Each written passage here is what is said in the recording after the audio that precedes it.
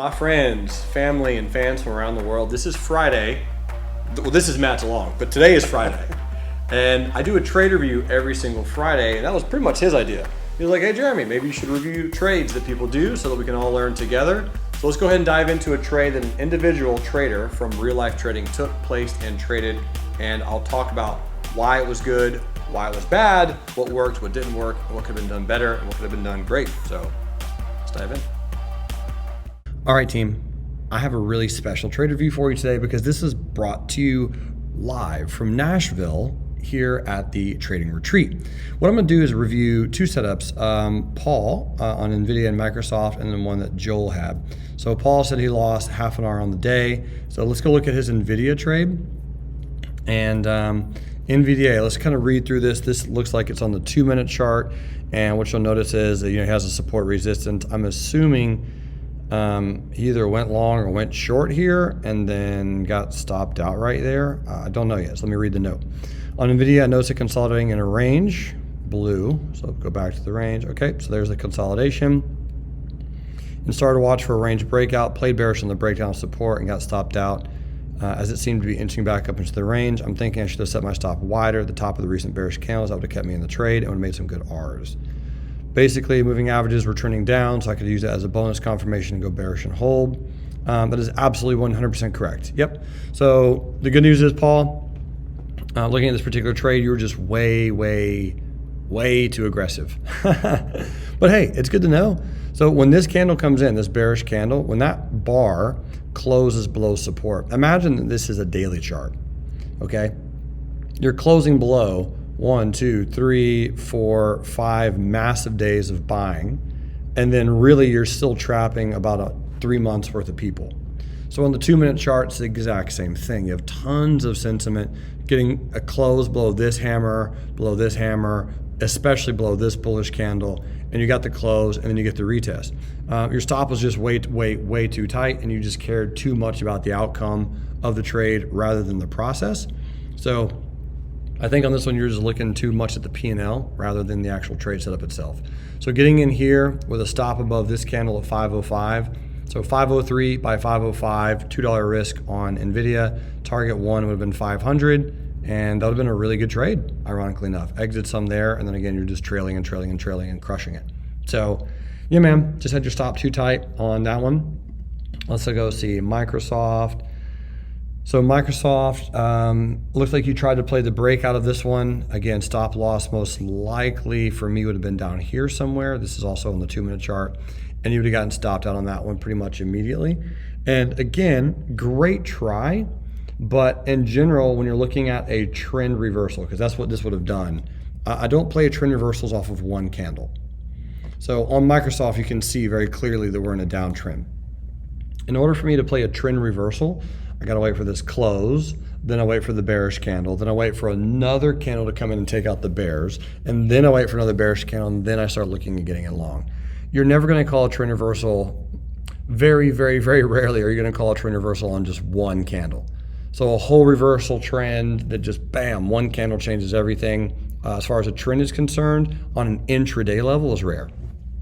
So I'm not saying I wouldn't have taken this trade. I'm just simply saying that once this candle comes in and you get a close above everything, I'm gonna wait 3, 4, 5 more candles to really see what it's gonna do after that, because for trends to reverse, it really does take a dramatic amount of candles for that to occur, number one. Number two, there's no reason to lose between these two trades.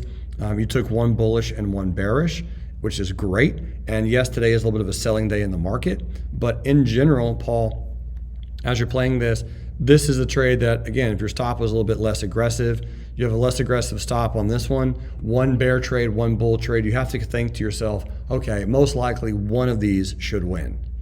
Okay, so one of these trades should win, have a perspective, have a thought process of like, let me hold, let me be patient, let me wait, and those trades would have turned into a winner. Instead of being down half an hour on the day, you probably would have been done about an hour on the day.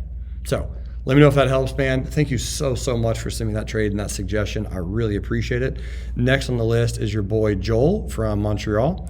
And here's the trade that he wants me to review. This is on Zoom. So the first takeaway that I have on Zoom is that it isn't a nice trend. Absolutely agree. I do think it looks stronger than the market. Yes. But it didn't clear any pivots. It was just a normal, average, basic, everyday gap. So it gapped up above, the close, but it wasn't anything amazing. It wasn't like 2 days ago where you opened above the high. I mean, if you're gonna take a trade on Zoom, that was the perfect day. Or yesterday, gapping above the high. But today, it didn't really do anything. So when you get a gap that doesn't clear a support or resistance, doesn't clear any pivots, you have to be really aggressive on those gaps.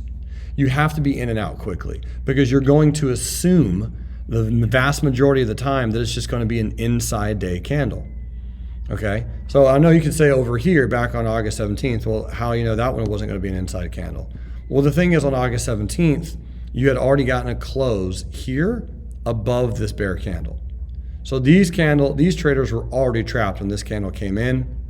You get a retest of that high, and then you get a gap. But what you'll notice is this candle was taking out most of that bear candle, almost all of the open.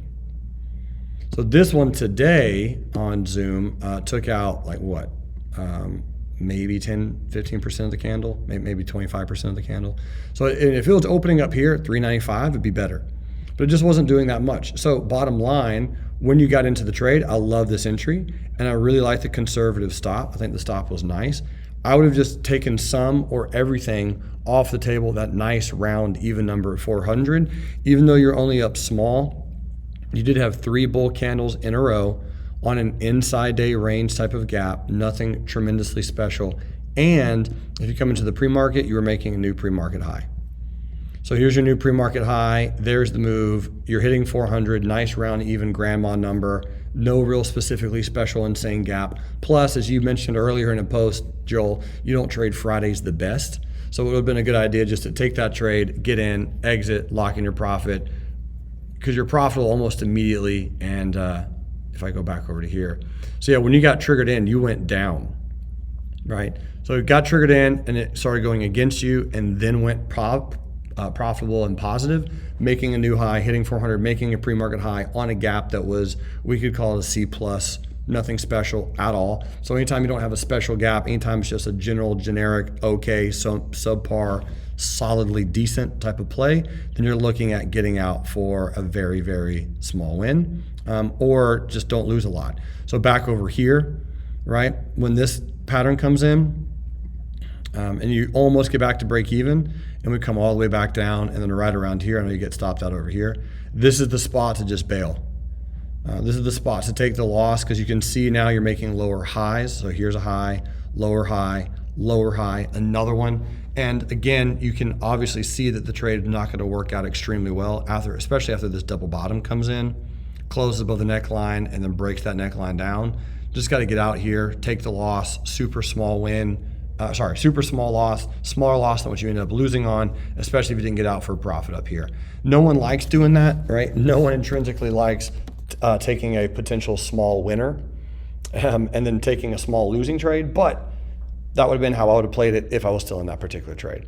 So Joel, Paul, thank you so much for the reviews. I really appreciate it. You guys absolutely rock. And for those watching this video, I hope it help sync up a little bit of your trading psychology, perspectives, and candle reading sentiment. I'll see you all next week. And until next time, love life, and trade it. Bye.